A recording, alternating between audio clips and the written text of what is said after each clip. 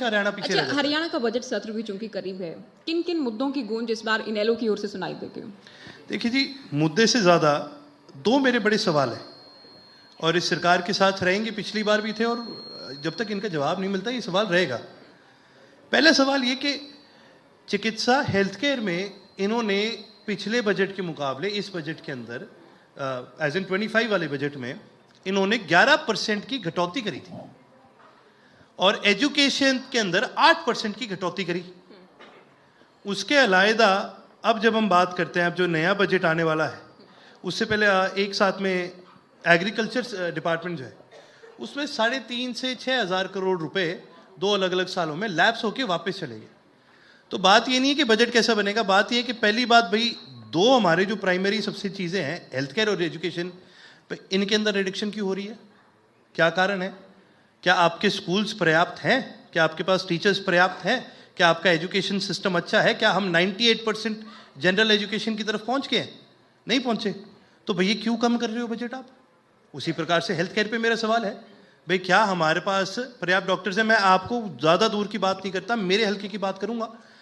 मेरे हल्के में गांव है खारिया, और क्योंकि रानिया जो है बॉर्डर के साथ लगता है एरिया है, तो ड्रग्स की एक बड़ी दिक्कत रहती है। लगातार गांव वालों ने भाई डिस्ट्रिक्ट लेवल पर अप्रोच करने की कोशिश करी कि भाई एटलीस्ट हमें साइकाइट्रिस्ट तो दो। आप मानोगे नहीं जी, पूरे एरिया के अंदर एक सिंगल नशा मुक्ति केंद्र नहीं है, एक सिंगल साइकाइट्रिस्ट नहीं बैठता वहाँ पर। हम बात करते हैं एक पूरी और कोई भी आप नेता आएगा जी, सबसे पूछिएगा कि जी नशे पे क्या कहना है, सब कहेंगे कि जी बड़ी बड़ी दुर्गति है प्रदेश की, हमें नशे को जड़ से उखाड़ना है। लेकिन मैम आप एक चीज़ सोचो ना, पूरे ज़िले के अंदर एक सिंगल नशा मुक्ति केंद्र ना होना कितनी बड़ी बात है।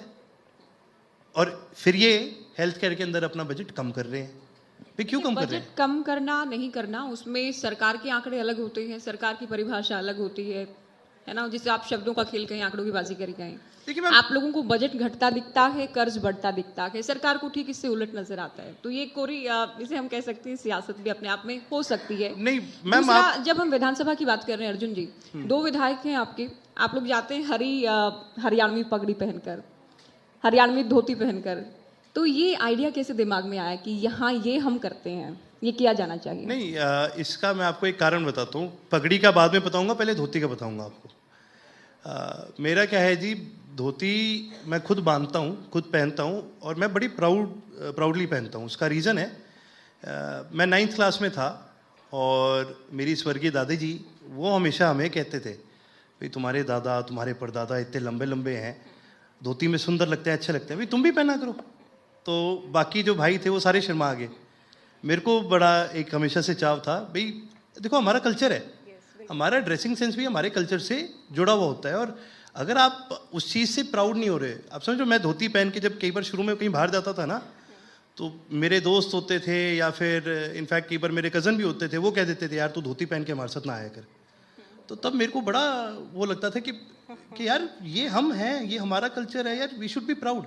आप पंजाब में जाओ, कोई आपको दिखेगा ना पग बांधे हुए, चादरा चूदरा पहनते हुए, तो they are very proud of it. आप साउथ में जाओ, हमसे कम एज के लड़के भी लुंगी पहनते हैं बड़े शौक से कि यार ये हमारा है, ये हमारा पहनावा है, हम बड़े तरीके से पहनते हैं। तो मेरे लिए आपको तो दादी की बात अच्छी लगी, आपने इस सुझाव को किया, स्वीकार किया और आप आगे बढ़े। लेकिन आदित्य देवलाल को हम देखते हैं, तो उनको भी आपने कहा उनके, या उनकी भी चॉइस थी अपनी? उनकी भी अपनी चॉइस थी। अब पगड़ी की वाली बात बताता हूँ। पगड़ी की चॉइस चाचा जी की थी। जब पहली बार मैं विधानसभा जब पहली बार गया, नॉट एज एन MLA पर देखने के लिए गया था, उस समय मेरे फादर साहब बाई इलेक्शन जीते थे 2010 का, और जब विधानसभा जा रहे थे तो गवर्नर्स एड्रेस होना था एंड हमारा हर विधायक पगड़ी पहन के गया था। ठीक है, again it is not just to be seen, it is something to be expressed and something to be felt. जब हम पगड़ी पहनते हैं, हम सिर्फ दिखाने के लिए नहीं पहनते, लेकिन हमें भी महसूस होता है कि ये हमारा कल्चर है। देखिए जगह जगह हम बात करते हैं कि भी शान क्या होती है, पगड़ी की शान होती है ना।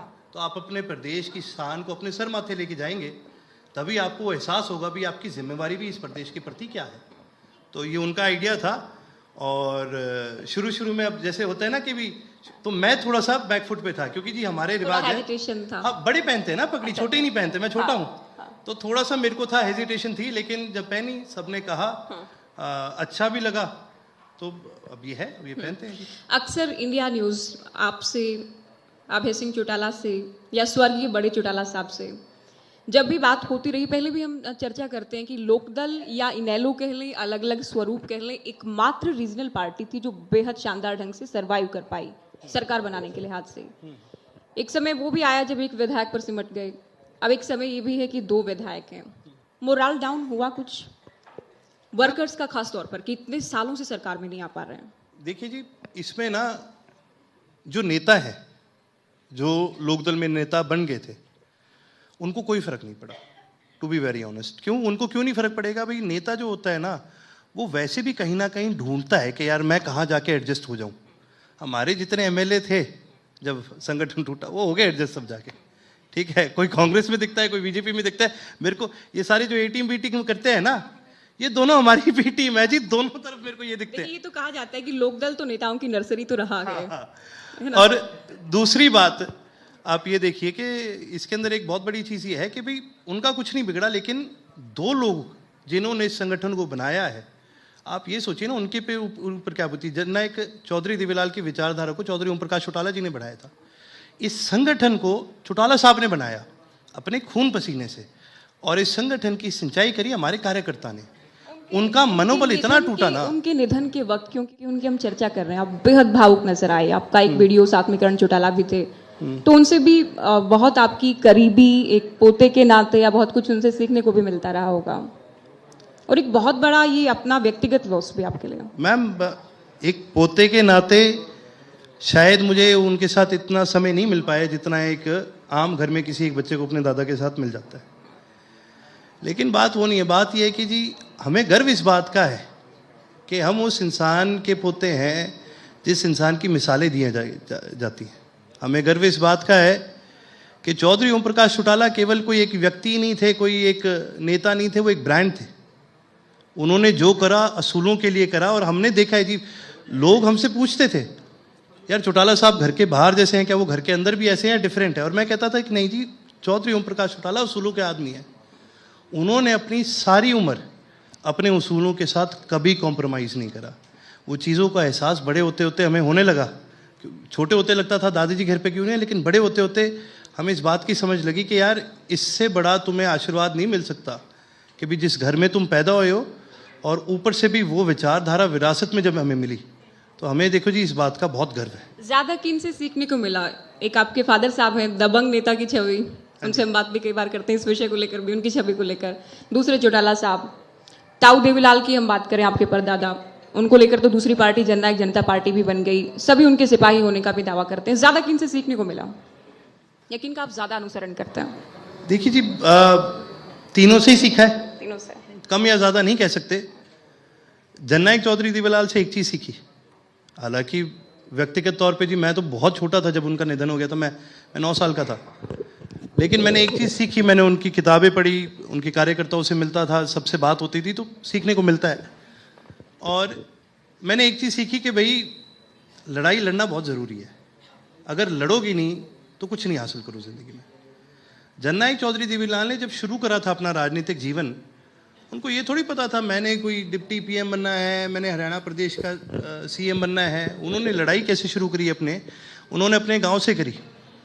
स्वर्गीय सर छोटू राम जी हमारे गांव आए थे, और उस समय मुजारों की एक बड़ी दिक्कत होया करती थी। मुजारे काम ज़्यादा करते थे और उनको उसके बदले अनाज नहीं मिला करता था, या बहुत कम मिलता था, परिवार का गुजारा नहीं चलता था। ज़मीनें ज़्यादातर बड़े ज़मींदारों के पास होती थी। जननायक चौधरी देवीलाल खुद एक ज़मींदार परिवार में होने के बावजूद उन मुजारों के साथ जाके खड़े हुए, और सर छोटू राम जी जब हमारे गाँव में जा रहे थे तो उन्होंने जोर जोर से नारे लगाए थे, सर छोटू राम जिंदाबाद के नारे लगाए थे। तो वो गए, सर छोटू राम जी गांव की ग्वाड़ में आए, उनका कार्यक्रम हुआ, तो उन्होंने जो जमींदार बैठे थे उनसे पूछा भाई ये बाहर एक लंबा सा लड़का है, ये कौन है? तो वो जमींदार जी वो थोड़े चिढ़ते थे उनसे, क्यों वो जमींदारों के खिलाफ की बात करते थे बड़े चोई साहब। तो कहने लगे नहीं जी देवीलाल है लड़का, नहीं पर आप नाम लीजिए, कोई नहीं। क्या नहीं भाई, उनके साथ काफ़ी लोग थे, उनको बुलाओ। तो बड़े चोई साहब ने रिक्वेस्ट करी कि जी मैं अगर आपके पास आ गया तो मैं तो आ जाऊंगा, ये मुजारों को कोई नहीं आपके पास लगने देगा, आप यहाँ पर आइए। तो सर छोटू राम जी चल के वहाँ गए, उनसे मिले, उनसे बात करी, बड़े हितों की आवाज उठाई उन्होंने, हाँ, मुजारों के हितों की आवाज़ उठाई और वहाँ से उनका राजनीतिक जीवन एक तरह से शुरू हुआ। और इसी सिद्धांत के साथ कि लोकराज लोकलाज से चलता है, लोकराज उसी को आगे लेकर चले। उसी प्रकार चौटाला साहब से मैंने सीखा भाई सिद्धांत और उसूल की अहमियत क्या होती है। एक चीज़ जब आप कह दो, एक संघर्ष करने की क्या मायने होते हैं, वो चौधरी ओम प्रकाश चौटाला जी से सीखा। लोग जी, ये सच्चाई है, उनकी पीठ पीछे उन पे हंसा करते थे, क्योंकि बड़े चौटाला साहब एक पैर से लंगड़े थे, अपाहिज थे। उसके बावजूद आपको पता है उन्होंने कभी भी इस चीज़ को, एक बार कभी आपको एक सिंगल उनकी वीडियो दिख जाए ना जिसमें उन्होंने कह दिया कि भाई मेरी ये कमजोरी है, कभी नहीं मिलेगी। मैंने खुद कई बार उनके इंटरव्यू भी किए और मैंने खुद उनसे भी पूछा कि इतनी उम्र, कमाल की बात ये थी कि आपका नाम नहीं भूलेंगे। आपने एक बार इंटरव्यू किया, एक बार, दूसरी बार फिर मिले तो आपका या किसी भी वर्कर का नाम याद रखते थे। कैंपेनिंग में भी आते थे, तब भी हम पूछते थे कितना हौसला आप कहाँ से लाते हैं। करीब करीब 90 साल के हो गए हैं, उसके बावजूद भी कर्मठ कार्यकर्ता के तौर पर खड़े रहते हैं, नेता के तौर पर नहीं, कार्यकर्ता के तौर पर। ये हमने देखा उनमें, और सभी नेताओं में बहुत अलग अलग और अच्छी बातें रही। अभी क्योंकि तमाम नेताओं को अर्जुन जी हम बुला रहे हैं, 3 राज्यों के बड़े दिग्गज पहुंच रहे हैं, सत्ता पक्ष की बातें, विपक्ष की बातें हैं, हरियाणा के भी तमाम नेता आ रहे हैं, दुष्यंत चौटाला भी आएंगे।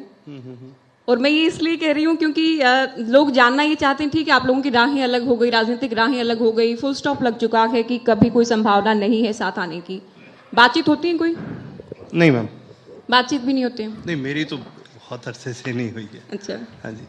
एक बार दिग्विजय का बयान भी आया था कि आप फोन भी नहीं उठाते हैं, तो ये नहीं तो लगता कि पारिवारिक रिश्ते भी नहीं बचे हैं? नहीं नहीं नहीं मैम, नहीं लगता कभी कि रहने चाहिए? नहीं मैम, देखिए बात, बार बार लोग एक चीज़ सोचते हैं, एक चीज़ लोग कहते हैं, अरे भाई पारिवारिक रिश्ते, परिवार ये। मैंने अभी आपसे चौटाला साहब का जिक्र करा जी, हमें सीख उसूलों की मिली है, हमें परिवार की नहीं मिली। अच्छा। मैंने मेरा पूरा बचपन मैंने देखा है, मेरे दादाजी ने अपने परिवार से ज़्यादा अपने कार्यकर्ता को समय दिया है, अपने प्रदेश को समय दिया है। उन्होंने अपनी ज़िंदगी दिन रात मेहनत करी एक संगठन को आगे ले जाने के लिए, सैकड़ों लोगों को आगे बढ़ाने के लिए अपने साथ। आप अब कहते हैं ना ये इंडियन नेशनल लोकदल नेताओं की पार्टी है, तो ऐसे थोड़ी बन जाती है कि कोई आया और नेता बन गया। उन्होंने भी चौधरी ओम प्रकाश चौटाला के साथ संघर्ष करा है, मेहनत करी है, तभी आगे बढ़े।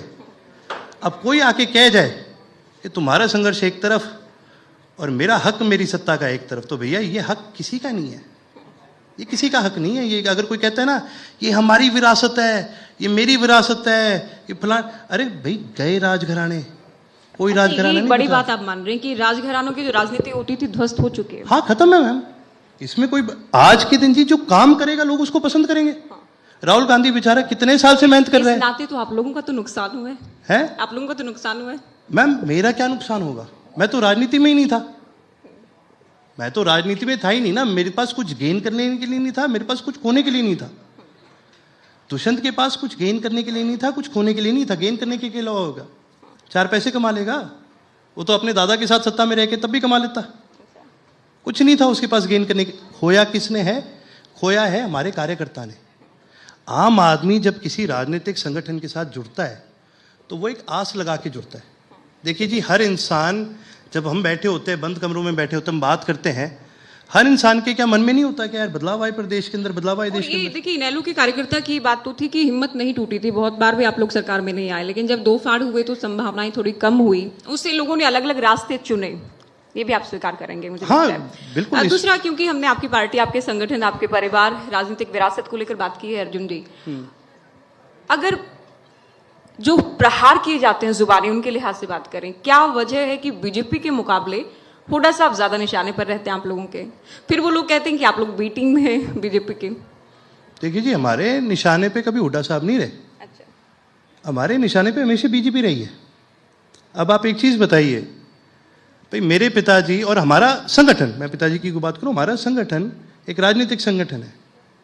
उस लिहाज से हम कहीं पर भी जाके अपना राजनीतिक कार्यक्रम कर सकते हैं। आप ये मानते हैं? इतनी तो भाई संविधान ने, रोहतक रैली पर आप खुद ही आ गए। हाँ, तो अब यार एक चीज बताओ, रोहतक से मेरे परदादा मेरे एमपी रहे हैं, मेरे दादाजी एमएलए रहे हैं, ठीक है। हमारे पारिवारिक रिश्ते भी हैं, हमारे सामाजिक रिश्ते भी हैं, हमारा आना जाना है। तो मेरा पहला सवाल ये है कि भाई हुड्डा साहब आप हमारे निशाने पर हो, मैं आपको बाद में जवाब दूंगा, लेकिन आप पहले ये तो बताओ कि आपको इतनी तकलीफ क्यों है? भाई आप आते हो, सिरसा आते हो, हम तो कहते हैं बढ़िया, अभी जाओ अपने कार्यक्रम करो, अपने संगठन को जोड़ो। भाई आपको इतनी तकलीफ क्यों है? हम रोहतक आ रहे हैं। आपने देखा उनका इंटरव्यू, प्रेस कॉन्फ्रेंस करी थी स्पेशल। तकलीफ तो क्या लेने आए हैं, क्या लेने ये भी ना, आप लोग निशाना साधते हैं, उन पर बयान तो देते हैं ना। देखिए जी, ठीक है अर्जुन जी, अभी क्योंकि वाइंड अप की ओर चर्चा को लाते हुए, हाँ जी, आगे को लेकर क्या कुछ विजन है आपका? देखिए जी, आगे प्रदेश के लिए पार्टी को लेकर भी, परिवार को लेकर भी। देखिए, परिवार को लेकर क्या विजन है, परिवार में अपने आप साम लूंगा, मेरा परिवार है। रही बात पार्टी की, तो पार्टी की जी देखो, हमारी एक ही विजन है। सबसे पहले जननायक चौधरी देवीलाल जी की विचारधारा को आगे बढ़ाना। आज भी हरियाणा में लोग बैठे हैं जो ना कांग्रेस में ना बीजेपी में, दोनों की विचारधारा में नहीं विश्वास करते, लेकिन उनके साथ दिक्कत यह है कि जहां उन्होंने उम्मीद लगाई थी, उम्मीद पूरी हो नहीं सकी, विकल्प नहीं था। अब वापस वो विकल्प आ चुका है। लगातार हम जब जेलों में जाते हैं, लोगों से मिलते हैं, देखिए जी, लोग ना बड़ा सोचते हैं, राजनीतिक विश्लेषण करते हैं, ये कह दूंगा तो इसका ये नतीजा निकलेगा, इस जात में चले जाओ ये हो जाएगा। जी हम देखो इन चीज़ों पे पढ़ते ही नहीं। हमारा वही उसूल है जो चौधरी ओम प्रकाश चौटाला जी का था, man to man, one to one. नाम याद रखेंगे, आपसे मिलेंगे। हमारी प्रायोरिटी है जी इस प्रदेश को एफिशिएंट बनाना, ठीक है। हमारी कोई राइटिस्ट या हमारी कोई लेफ्टिस्ट विचारधारा नहीं है। हमारी विचारधारा है इस प्रदेश के अंदर प्रोग्रेस लाना, good education, good health care, good industries. Haryana प्रदेश के पास जो पोटेंशियल है वो बहुत कम स्टेट्स के पास है। हम 3 तरफ से दिल्ली को घेरते हैं, हम राजधानी को घेरते हैं। उस हिसाब से आज एक नोएडा है ना, यूपी की साइड, एक 3 साइड से हरियाणा है, लेकिन विद इन नोएडा आप देखो इंडस्ट्रीज की पिछले 10 साल में कितनी ग्रोथ हुई है।